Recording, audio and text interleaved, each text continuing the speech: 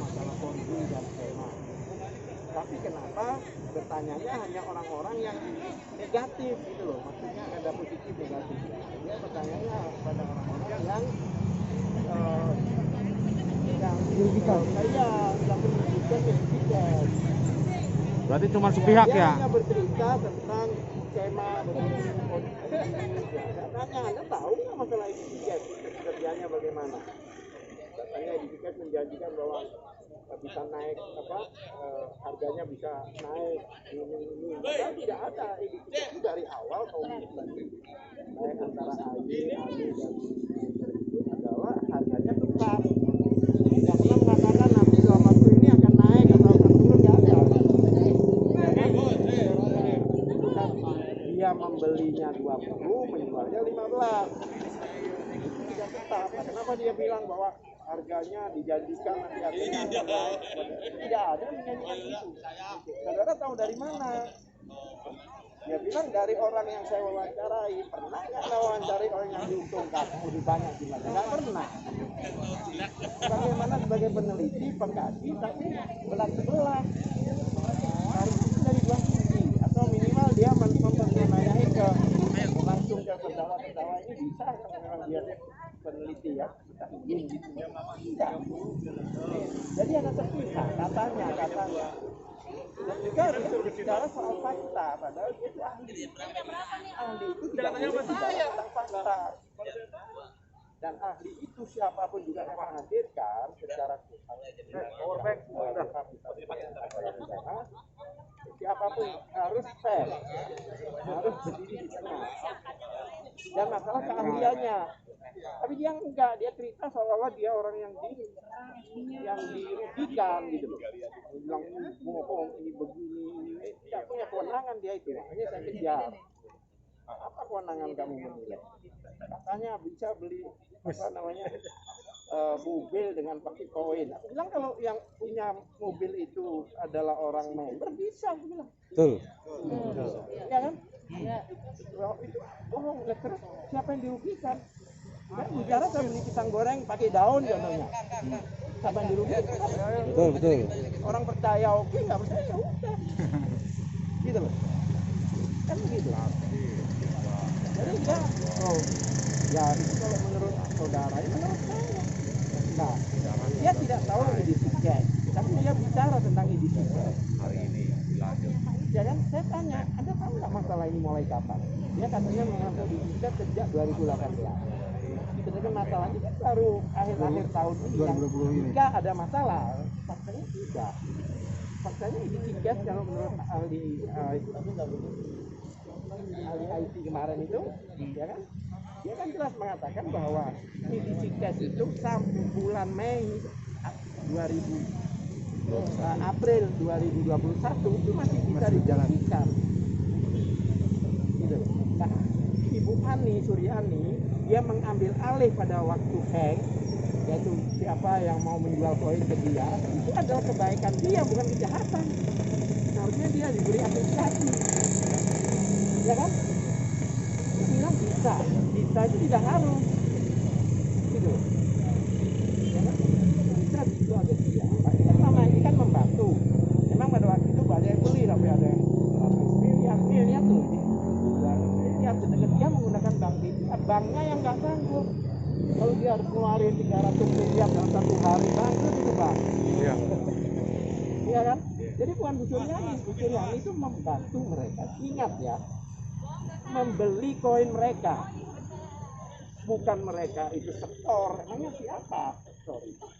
Makanya kalau dibilang ini investasi bodong seperti yang lain-lain contohnya tadi, itu nggak benar. Yang namanya ponzi itu pengumpulan uang pada orang yang atas. Kalau investasi bodong itu semua dirugikan. Betul. Anda bayangkan dari 57.000 orang, ya kan, protes di persidangan ini. Karena apa? Karena aplikasinya jadi berhenti. Mereka diuntungkan selama ini. Sejak dihentikan mereka jadi dirugikan. Saya tanya, 57.000 orang diuntungkan, 3 orang saja yang melaporkan. Berapa persen itu? Masuk akal nggak?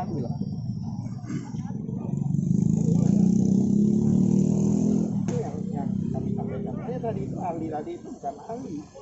Begitu saya cek ternyata dia ahli pidana. Ternyata cuma S1 aja dia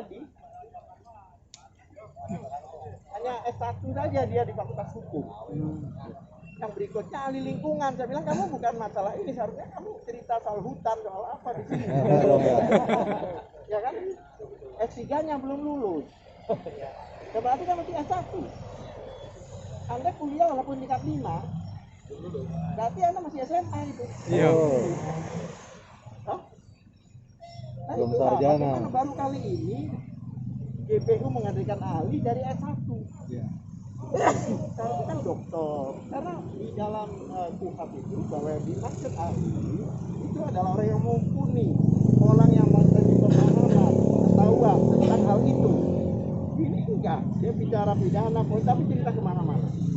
Itu tadi CV-nya ada nggak Pak? Itu, Pak? CV-nya ada, tapi saya males baca itu. Dia lihat kayak gitu mau diapain lagi? Menurut pacar ya sudah, itu jawaban dia. Jawabannya bendera merah putih, Indonesia hitam putih gitu. Ya saya protes, bentuknya merah putih loh. Tapi menurut dia hitam putih, ya dia sudah. Siapa yang nggak benar kan begitu? Sederhana aja. Karena di dalam persidangan itu hanya dua hal, yaitu fakta persidangan yang membuat keyakinan hakim itu saja. Jadi saya seperti itu hanya untuk meyakinkan hakim orang ini bohong, orang ini tidak mumpuni, orang ini tidak punya kompetensi, itu aja saya jelaskan. Ya kan? Masa dia tanya terserah saudara. Nah, kalau menurut saudara begitu, ya sudah. Tuh, ya, kamu yang harus menjelaskan, bukan saya. Kok saya diwawancarai? Konsepnya kebalik. Ini oleh sebab itu saya yakin jadinya ini ada insya Allah hakimnya fair, ya kan? Karena dari saya lihat hakim ini luar biasa, benar-benar objektif banget, fair banget. Jaksa nggak benar, jaksa disalahkan. Kami nggak benar, kami disalahkan. Itu saya suka ini hakim-hakim seperti ini, tegas, ya kan? Nah, kita tinggal teman-teman doakan ya. Amin. Ya insya Allah ini berhasil. Amin. Biarkan kamu bekerja. Amin. Ya kan? Terus terang aja mungkin saudara tahu banyak masalah yang sebenarnya dari internal sendiri. Iya. Tapi saya tidak peduli, saya istiqomah. Amin.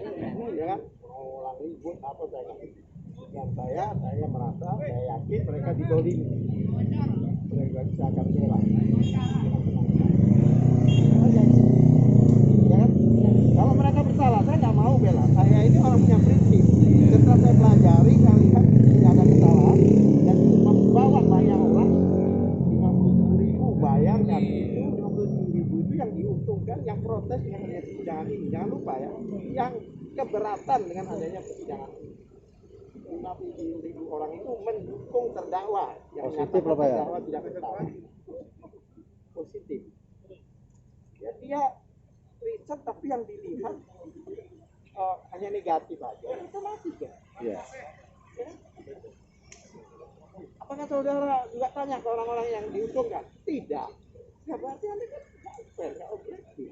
Bagaimana Anda dibilang peneliti, pengamat? Bohong saudara. Bohong. Ya kan? Terus kesimpulannya Bang?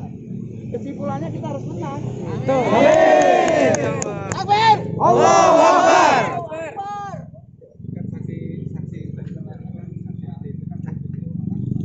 Oh ya, minggu depan hari Senin akan dihadirkan 3 saksi lagi. Ahli hukum pidana perdagangan, ahli bidang perdagangan, hukum perdagangan. Yang satu dari Bapepti katanya, ya kan? Yang satu lagi Ahli forensik. ahli forensik dari Mabespori. Buat hari Senin. Ya semua ya kita hadapi dengan baik karena kita memang begitulah namanya aja kita pembela. Betul. Pembela tugasnya apa? Pembela. Udah. Ya, selalu Pak. Amin. Terima kasih. Ya. Terima kasih ya, Pak.